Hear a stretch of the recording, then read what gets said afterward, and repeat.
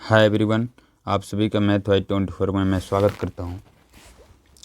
फिर एक नए क्वेश्चन के साथ नए एपिसोड में आज हम लोग एक से क्वेश्चन को स्टार्ट करेंगे।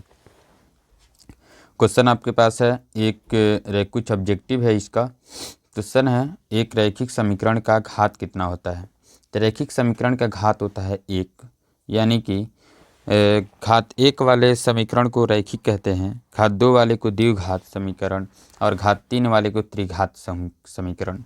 अब आ जाता है ऑप्शन नंबर 2। ऑप्शन नंबर 2 आपको क्या कहता है कि 10 पाई बट्टा 2 जो दिया है इसका मान कितना होगा। तो कभी भी 10 पाई बट्टा 2 यदि पूछता है तो आप पाई का मान रखेंगे 180 डिग्री, अब बाई में हो जाता है 2। जैसे ही आप डिवाइड करेंगे इसको तो ये आ जाएगा 1090। तो 1090 का मान होता है डी, यानी अपरिभाषित होगा। ठीक है, तो आप डी पे टिक लगा देंगे। उसके बाद होता है क्वेश्चन नंबर 3। क्वेश्चन नंबर 3 क्या कहता है, ये किस चतुर्थांश में है। तो जब हम ऐसे करेंगे तो ई वाले होता है, देखिए ये वाला वाई अक्ष होता है और ये वाला एक्स अक्ष होता है। तो ये वाला जो वाई ऊपर वाला जो मान है वो प्लस है और एक्स वाला मान भी प्लस है, यानी ये वाला प्रथम चतुर्थांश होता है, ये द्वितीय होता है, ये तृतीय होता है और ये चतुर्थ होता है। तो किसी भी मान का निर्देशांक एक्स कमा वाई पे निकलता है। तो एक्स का मान भी ये प्लस है, दाएं साइड प्लस होता है, और वाई का मान भी ये वाला आपका प्लस ही है और ये प्लस में है। तो हम लोग पहला पद होता है प्लस प्लस में, दूसरा पद होता है एक्स का मान माइनस और वाई का मान प्लस में, तीसरा पद होता है आपका एक्स का मान भी माइनस और वाई का मान भी माइनस में, और चौथा पद होता है एक्स का मान प्लस और वाई का मान माइनस में। अब बात आ जाती है कि एक्स कौन सा मान जो कि आपका 3 नंबर में है, 4 जो है प्लस में है और वाई का मान जो माइनस में है 3 है। ठीक है, तो हम लोग क्या करते हैं, ये चतुर्थ पद में है, मतलब डी आपका आंसर हो जाएगा। अब आपके पास आता है क्वेश्चन नंबर 4। क्वेश्चन नंबर 4 कहता है कि वृत्त के केंद्र पर बना कोण कितने डिग्री का होता है। ये सबसे इजी है, आप लोग इसको याद कर लेंगे, 360 डिग्री का होता है। अब आपका आता है क्वेश्चन नंबर 5। क्वेश्चन नंबर 5 क्या है, क्वेश्चन नंबर 5 में कह रहा है क्या, 3, 5, 2, 5, 7, 5, 8, 5 का बहुलक क्या होगा। तो अब हम लोग क्या करेंगे, इन सबों में सबसे अधिक बार कौन आया है। तो 1, 5 अधिक बार आया है, गिन लेंगे, 1, 2, 3, 4 बार आया है 5, बाकी सबकी संख्या कम बार आया है, इसलिए आपका बहुलक हो जाएगा 5, यानी ऑप्शन नंबर सी। अब आपका सवाल है क्वेश्चन नंबर 6। क्वेश्चन नंबर आपके पास 6 है। 6 को कैसे बनाना है ध्यान से देखेंगे। क्वेश्चन नंबर 6 कहता है कि त्रिभुज ए बी सी में ए बी और ए सी का मध्य बिंदु डी और ई इस प्रकार स्थित है कि डी ई समानांतर बी सी तथा बी सी बराबर 8 सेंटीमीटर हो, तो डी ई का मान क्या होगा।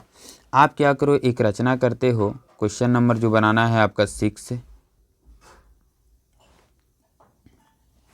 मैंने नाम दे दिया ए, एक का नाम दे दिया बी और एक का नाम दे दिया सी। सवाल आगे कहता है बी सी के समानांतर एक डी है और एक है आपके पास ई है, जो डी ई के समानांतर बी सी है। अब आपका मान ये वाला जो 8 सेंटीमीटर का है, तो हमारा कहता है इसका मान निकालने को, यानी डी ई का मान निकालने को। तो देखिए ए डी के बराबर ई बी डी है और ए ई के बराबर ई सी है। हम देखते हैं क्या कि जब हमको डी ई का मान निकालना होगा तो एक त्रिभुज हम आते हैं ए डी ई और एक त्रिभुज आते हैं ए बी सी का। तो ए बी सी को जब लेंगे तो दोनों, एक त्रिभुज छोटा है और एक त्रिभुज बड़ा है, हालांकि ये हम लोग संगत के नियम से ये दोनों त्रिभुज समरूप होंगे। ठीक है, तो जब समरूप होंगे तो हम लोग क्या करते हैं, एक हम ए डी ले लेते हैं। ए डी जब कोण के अनुसार जब समरूप होते हैं तो भुजाएं उसकी समानुपाती होती है। तो एक ए डी लेते हैं छोटा त्रिभुज में और बड़ा त्रिभुज का हो जाता है ए बी बट्टा में। उसके बाद फिर क्या करते हैं, एक हम लोग डी ई ले लेते हैं और फिर बट्टा में हमारा हो जाता है बी सी। तो जब हम ए डी लेते हैं ए डी, तो ए बी का मध्य बिंदु डी है, हालांकि ऊपर देखेंगे ए बी का मध्य बिंदु डी है, मध्य माने बीच में है। तो ए बी को जैसे ही तोड़ेंगे तो हमारा ये हो जाएगा ए डी जोड़ ए डी, यानी दोनों बराबर है, आप बराबर DE बट्टा BC का मान हो जाता है 8।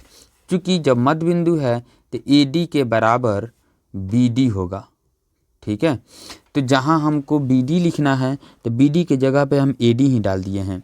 तो AD बट्टा 2AD बराबर DE बट्टा 8। तो AD से AD खत्म हो गया, 2 चौके 8 हो गया, यहाँ 1 छुपा हुआ है तो क्रॉस मल्टीप्लिकेशन मल्टीप्लाई करेंगे तो DE बराबर हो जाएगा 4 एकम 4। आपका आंसर हो जाएगा 4, यानी कि 4 सेंटीमीटर। सी नंबर आपका आंसर हो गया। अब आपका कहता है एक सिक्का को उछालने पर एक चीत आने की प्रायिकता। देखिए, एक सिक्का को जब आप उछालते हैं तो उस सिक्के में एक चीत होता है और एक पट, यानी एक हेड होता है और एक टेल होता है। तो आप क्या करोगे, उसमें 2 ही पहलू होते हैं, एक ही पहलू कोई आने की संभावना रहती है। इसलिए इसका एक प्रोबेबिलिटी होती है, प्रायिकता कि जो घटना घटित होती है उसका संख्या अंश की ओर होता है, और जो जितनी बार घटती है माने उसमें जितने भाग होते हैं वो हर में होते हैं। यानी इसका आंसर हो जाएगा आपका ए नंबर 1/2। क्वेश्चन नंबर 8 है आपके पास। क्वेश्चन नंबर 8 है 4, 10, 16, 22, 28 का सारवांतर, मतलब ये अर्थमेटिक प्रोग्रेशन का है, AP का है, तो सारवांतर D को कहते हैं। D का मान निकालते हैं तो आगे वाला यानी जस्ट आगे वाली की संख्या में से पीछे वाली की संख्या को माइनस किया जाता है, मतलब A2 माइनस A1 हो जाएगा। तो A2 का मान आपके पास हो जाता है 10 और A1 का मान आपके पास हो जाता है 4। तो हम क्या करते हैं कि 10 में से 4 को जैसे ही माइनस करेंगे तो इसका आंसर हो जाएगा 6, यानी कि आपका ऑप्शन नंबर बी हो गया। Question number 9। क्वेश्चन नंबर 9 कहता है दो समरूप त्रिभुज की संगत भुजाओं का अनुपात 4:9 है, तब उनके क्षेत्रफलों का अनुपात कितना होगा।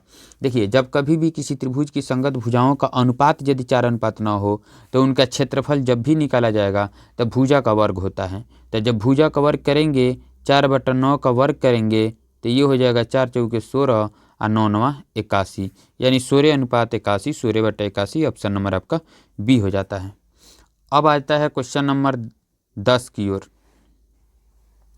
10 आपका क्या कहता है। 10 आपके पास है 1/√3 किसके बराबर होगा। tan 60 के मान चूंकि हम लोग जानते हैं √3 होता है। cos 45 का मान निकालेंगे तो 1/2 होता है। tan 30 का मान होता है 1/√3, और sin 30 का मान यदि हम लोग निकालते हैं तो ये हो जाता है, cos 45 का मान 1/√2 होगा और sin 30 का मान 1/2 हो जाता है, यानी कि tan 30 डिग्री का मान आपका 1/√3 होगा, यानी कि आपका ऑप्शन हो जाएगा डी नंबर। ठीक है, अब उसके बाद आते हैं हम लोग 11 नंबर क्वेश्चन पे।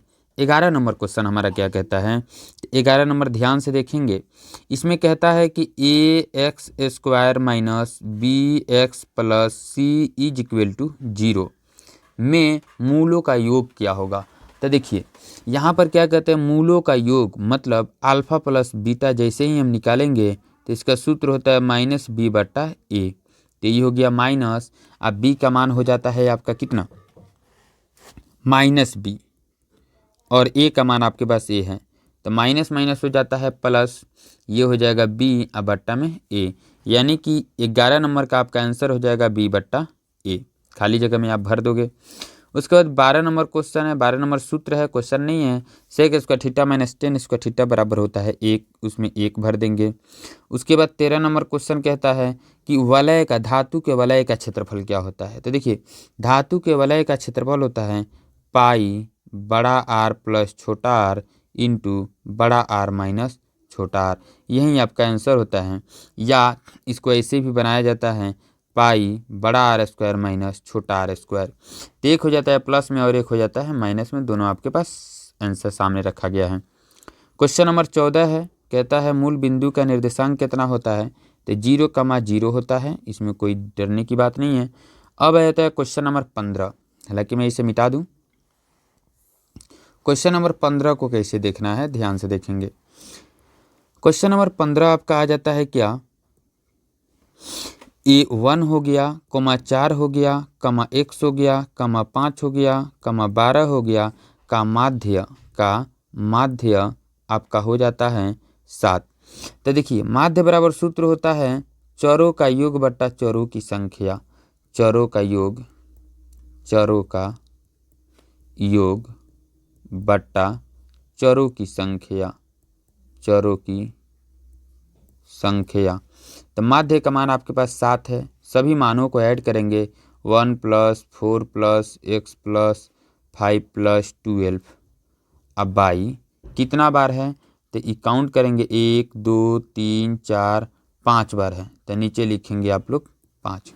हम क्या करते हैं 5 से 7 में मल्टीप्लाई करते हैं तो ये हो जाता है 35 और सभी अंकों को जोड़ देते हैं। 12 5 17 या 4 21 या 1 22 अब प्लस में हो जाता है x। चरिय मान को एक साइड लिखेंगे और अचरिय मान को एक साइड।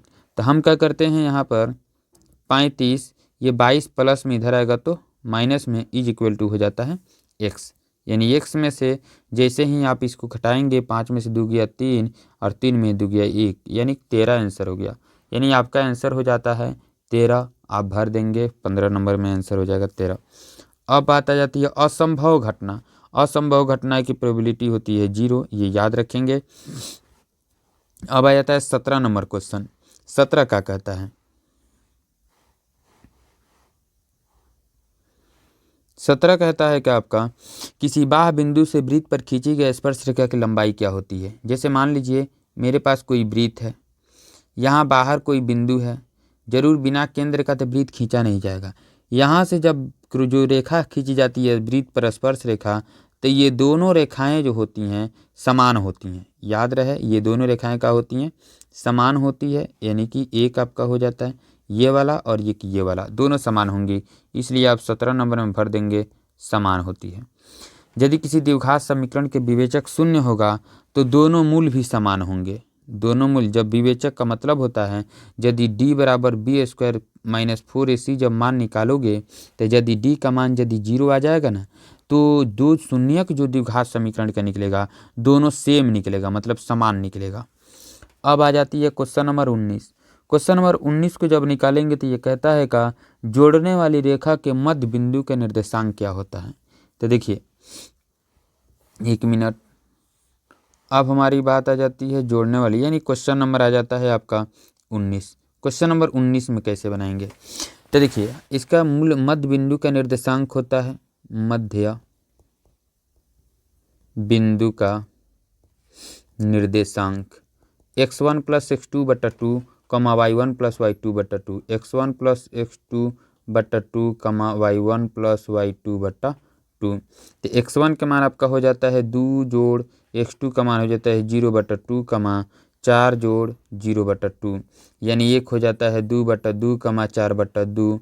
काटेंगे तो 2 दूनी 4, 2 एकम 2, यानी 1, 2 ये इसका आंसर हो गया। 19 नंबर का 1, हो जाता है 2। अब आ जाता है 3√5 क्या है। तो देखिए 3 जो है आपका परमेय है, 2√5 अपरमेय है। तो परमेय और अपरमेय संख्या का योग अपरमेय ही होता है, तो अपरमेय आप टिक लगा लेंगे। आपके पास 21 नंबर क्वेश्चन अब आता है।